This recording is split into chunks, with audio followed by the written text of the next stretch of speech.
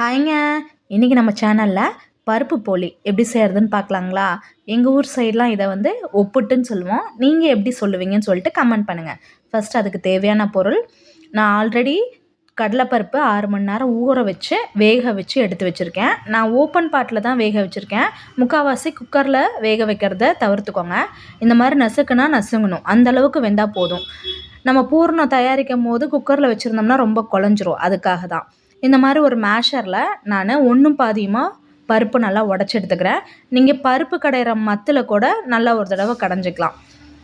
நல்லா உடச்சிட்டு நான் எப்படி இருக்குன்னு உங்களுக்கு காட்டுறேன். இந்த அளவுக்கு நல்ல பருப்பை மசிச்சு விட்டுட்டு இது கூட நான் 3/4 கப் வெல்லம் சேர்த்துக்கிறேன். துருவி வச்சுருக்கேன், சேர்த்துக்கிறேன். இதே கப்பில் தான் நான் வந்து பருப்பு போட்டேன். அதே கப்பில் 3/4 கப் வெல்லம். இது கூட வந்து 1/4 கப் துருவி வறுத்து எடுத்து வச்சுருக்க தேங்காய், இதையும் சேர்த்துக்கிறேன். இது கூட ஒரு 1/2 டீஸ்பூன் ஏலக்காய் தூள், இதுவும் சேர்த்திக்கோங்க. சேர்த்திட்டு நல்லா மிக்ஸ் பண்ணிக்கோங்க. மிக்ஸ் பண்ணால் இந்த பதத்துக்கு இருக்கணும். இப்போது அடுத்து நம்ம போலிக்கு தேவையான மாவு ரெடி பண்ணிக்கலாம்.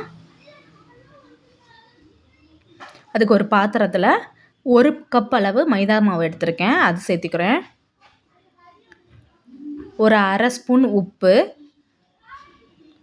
ஒரு 1/4 ஸ்பூனுக்கு கம்மியாக மஞ்சத்தூள், இதெல்லாம் ஒட்டுக்கா சேர்ந்து மிக்ஸ் பண்ணிக்கோங்க.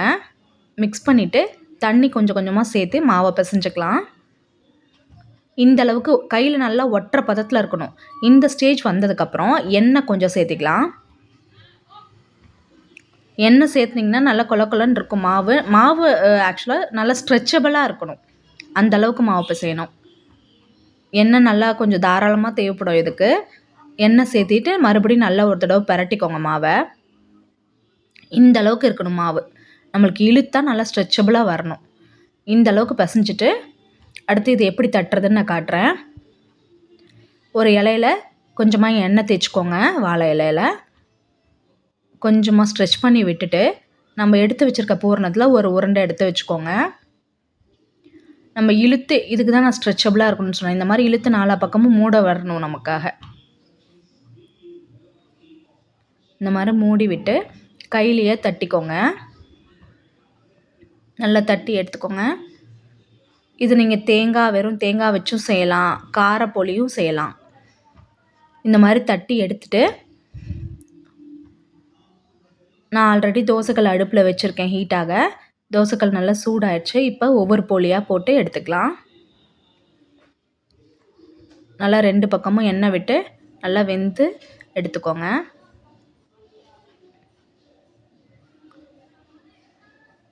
நல்லா வெந்துருச்சு, இப்போ எடுத்துக்கலாம். இந்த மாதிரி எல்லா போலியும் செஞ்சு எடுத்துக்கோங்க. டேஸ்ட்டாக இருக்கும். எப்படி இருக்குன்னு செஞ்சு பார்த்துட்டு கமெண்ட் பண்ணுங்கள். பிடிச்சிருந்தா லைக் பண்ணுங்கள், சப்ஸ்கிரைப் பண்ணுங்கள். பாய்.